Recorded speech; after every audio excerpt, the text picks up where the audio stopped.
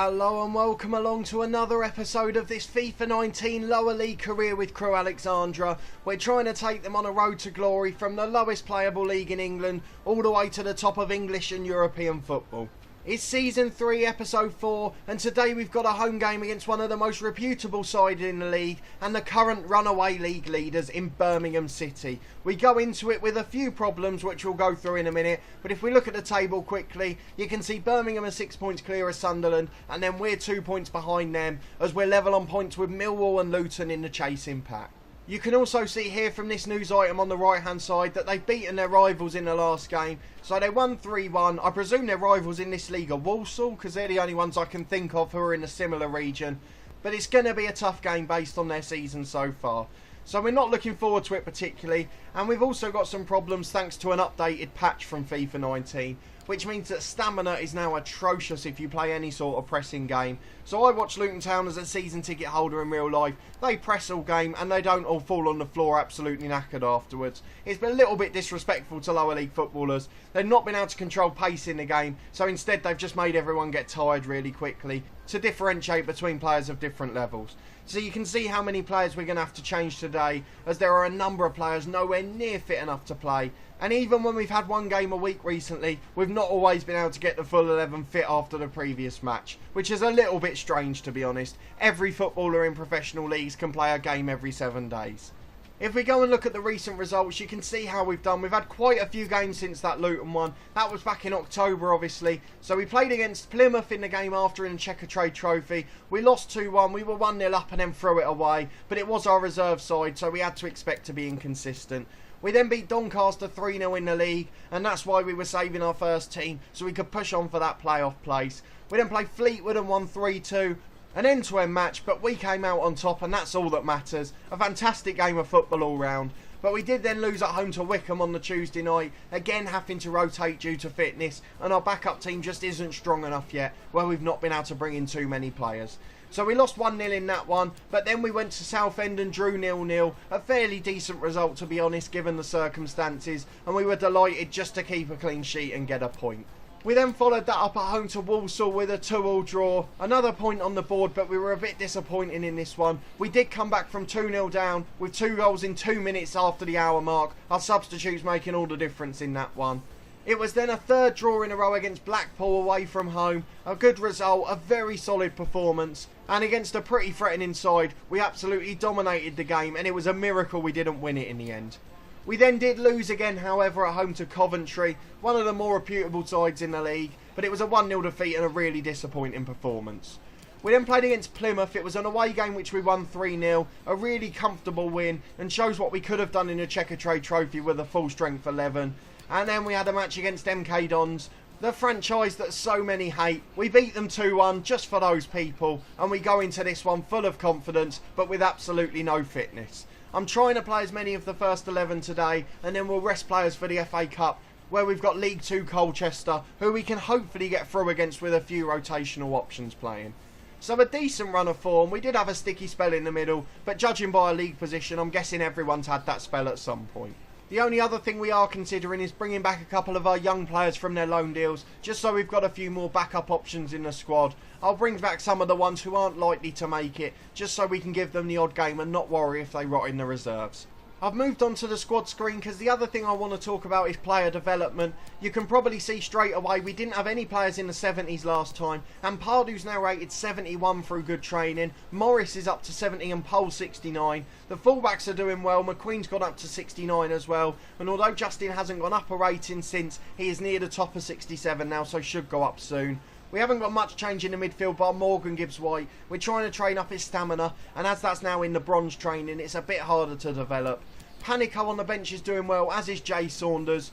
We forgot to mention James Jones in the starting lineup, who's gone up to 65. He definitely won't be playing today based on fitness, and unfortunately he was in the first 11 due to an injury to Kirilov, who's going to be out for around 2 months. The other player that we didn't mention was the goalkeeper, Campos. He'll probably be our next player to reach 70. He's rated 69 at the moment and seems to go up almost half a rate in every training session. A fantastic young player he's been, and we've got lots of bright prospects here for the future. We'll stick with our current formation for now, and we'll get straight into this game against Birmingham. Okay, we're into this Tuesday night game against Birmingham. We'll show you the lineup as it comes on screen. A really good start to the season for both sides, but Birmingham are in a league of their own as runaway leaders. It's kick-off time, but let's take you through the lineup quickly. We've got Campos in goal. We've got McQueen and Ng as the fullbacks, with Mason and Ampadu centre-halves. Saunders in the holding role. Griffiths, the other youngster, with Mpanzu, the two on the side of the diamond, and Gibbs White in behind Pole and Morris. The ball's coming forward with Birmingham. Look at the pace they're moving with. It's a different league already. We're not going to press them when they're in their own half. We're going to let them play around with the ball, and then once they get to this position here, we close down with Saunders, who's not quite as athletic as Manjek, and that shows in his closing down. And Pardew gets the ball at the back and shows composure to find Saunders. And Panzu over the top to McQueen on the run. McQueen's going to get there, but can he get a good first touch in? He can. He's going to deliver early towards Morris. Headed away, and then Panzu had run past the ball. Jay Saunders will close down, but it's cleared away. And again, we're not going to press too early here. Saunders is back now. We press. They've come into our half. And Panzu just holds his position, and now it's back out to the right. So it's a very different style of play we're having to adopt because of this update. But we'll see how good we are at adapting to different tactics. Not very good at all, but luckily it was offside as I accidentally hit myself. So apologies for that. But the Birmingham goal doesn't stand. Oh, it's very close, but it was just offside. The right decision by the linesman, and we survive at 0-0 early doors. But 10 minutes in, Birmingham have been the only side to look like scoring. The different pace and intensity is in a different league, and they're closing us so quickly that we just can't get the passes off correctly. And they don't seem to be dropping in fitness anywhere near as quickly. But Saunders makes a really good challenge there and keeps the ball in for Griffiths. And G gets the ball inside to Morgan Gibbs White. Just calms things down there for Saunders. Now Ethan Ampadu, can he switch it out to the left hand side? He does. We flick it inside for Pelly Ruddock. We're waiting for Pole to make that run. He goes inside the centre half. He's in one-on-one. Can we finish it this time? We can, into the bottom corner, and Pole's pace is the weapon again that is going to lead us towards promotion this season. Him and Morris, who scored a hat-trick in that Plymouth game, have been a deadly duo up top. They're one of the best partnerships in the league, and they make up for the deficiencies we have, particularly as backups in other areas. 6 goals in the league for Pole now, which is really good in a game where the strikers don't tend to score as many as the midfielders. But early doors we're 1-0 up, despite being completely outplayed by league leaders Birmingham. It's a windy, rainy night. We're normally awful in the rain on this game, but an awful cross there from Birmingham straight into the keeper's arms, who will roll out comfortably to Ethan Ampadu. We're going to build from the back again. Griffiths to Ng. We just want to keep the ball for as long as possible. Keeping possession so important with this update because there's no stamina if you keep chasing possession. Here's McQueen on the left-hand side. We're going to try a trick to beat the man. We beat him well. Into the back post. Oh! I meant to find Morris at the back stick, but we overhit it and it went straight towards the top corner of the goal, and the keeper was forced to tip it over. McQueen's going to take the corner as well now, in towards Jordan Griffiths, but it's headed away, and Morgan Gibbs White will recycle possession on the right hand side. He's got Pole down the line, who beats his man. Can he deliver towards Morris? It deflects and it's straight into arms of Thomas Kujak. What a name that is in goal. Still playing in League One for Birmingham here, and he goes long with his goal kick. It's going to find Jukovic, the target man up front. We've got to stop them getting crosses in because he will cause us trouble in there. And G wins it back from Panzu. Poor ball to give the ball away. Mason will close it down, and now Ng. Mason does brilliantly there, but it's gone straight to them again. And Pardew tries to block, but he's done just enough to force it wide, and it's out for a goal kick. Half an hour gone. Campos will take the short kick to Mason. Mason finds Ampadu as we build from the back yet again. He takes as long as he wants, he's so composed. And when Manjek's been on international duty, we've even played him in the holding row a couple of times. And Panzu gets it out to the left-hand side to McQueen again. He's going to be knackered by the end, but if he helps us get a lead, we won't mind. Pole's in there, but it's just over his head. And Morris recycles it on the right-hand side to Griffiths. Griffiths cuts inside. He's got a man there in Pelly Ruddock. Ruddock goes back to Saunders again. Saunders goes out to Griffiths, and now we've got to run down a line from Morgan Gibbs White. He's going to try and get a cross in towards the back post, but Kujak punches. McQueen wins it back, but he's gone nowhere, and now they can clear it away. They just go for a long hoof downfield, which Ethan Ampadu will head down for Ng.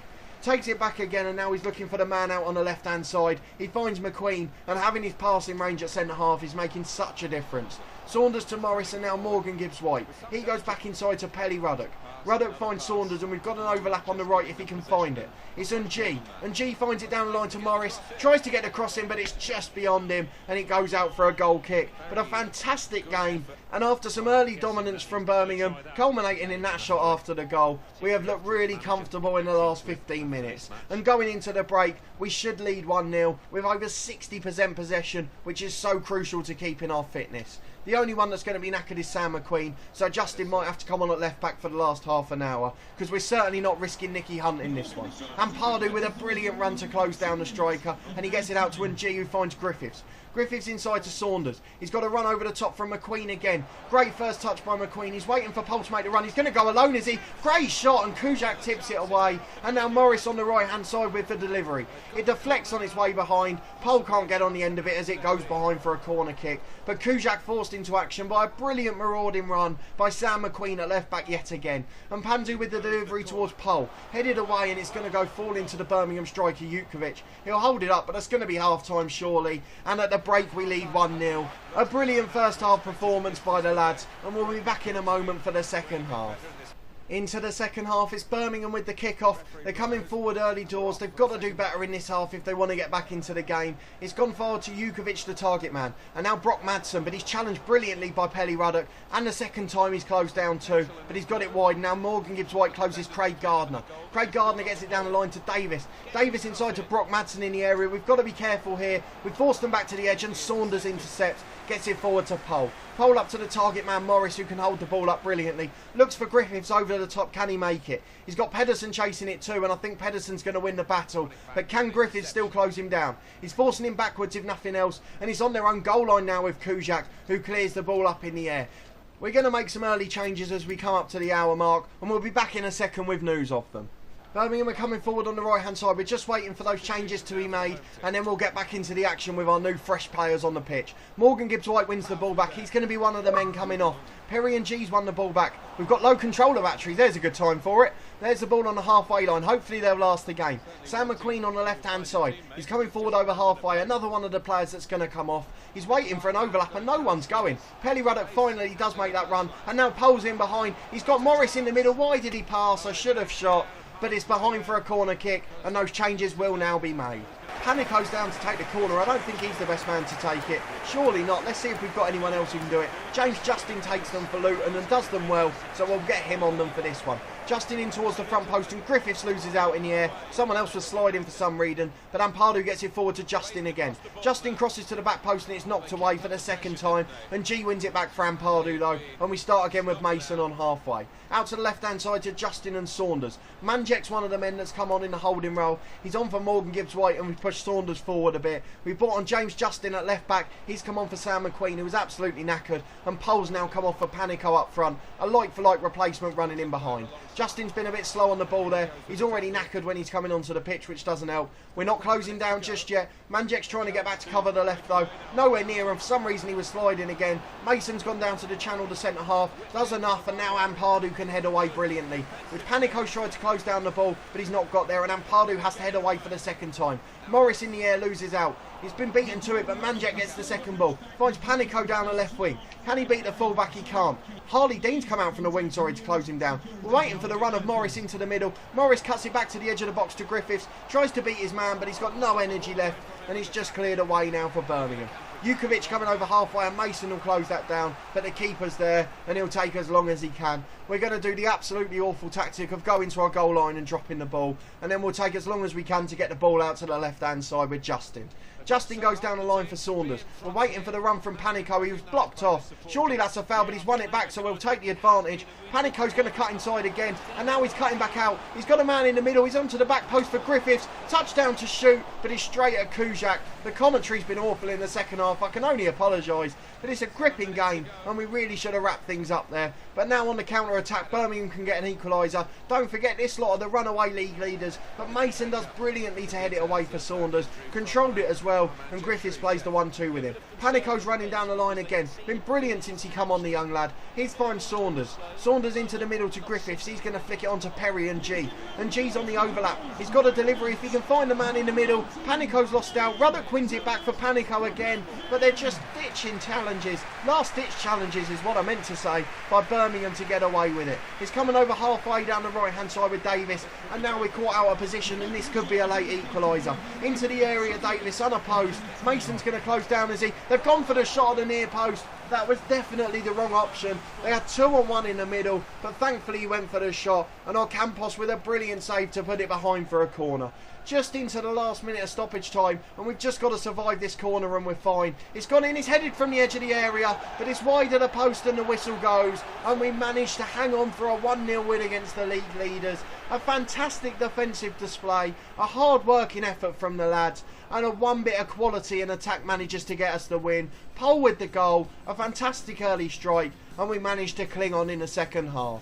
3 points on the board, and let's go and see what they've said about the game quickly. Pelly Ruddock was the star man with a 9.5 rating. Brilliant from him. Luton won again, they're in the chasing pack with us. None of the other sides up there were playing. We were also looking out for Millwall's result, who are in 4th place, as well as 2nd place Sunderland. Our manager rating's gone up to 79. I'm not quite sure what the reasoning is. I think it's about a budget saving and an increased season ticket sales.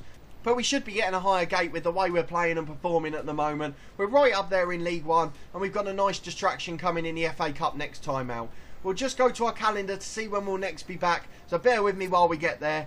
We've got a few more games for the rest of this month, but bar the Peterborough and Barnsley ones, which are just too close, there's nothing really that's going to be stand out there. And the 3 games in 4 days is going to be an absolute minefield, because we won't have any fitness and it'll be terrible to watch. So we'll grind through those ones and move on into January. We've got only 3 games planned at the moment, so obviously if we get through in the FA Cup we'll have whatever the 3rd round tie is, but if not we'll skip through yet again. We don't want to show you Luton twice, despite the fact that I'm an avid fan. It wouldn't be fair to do that, so we might come back for a deadline day special in January, followed by a game in early February.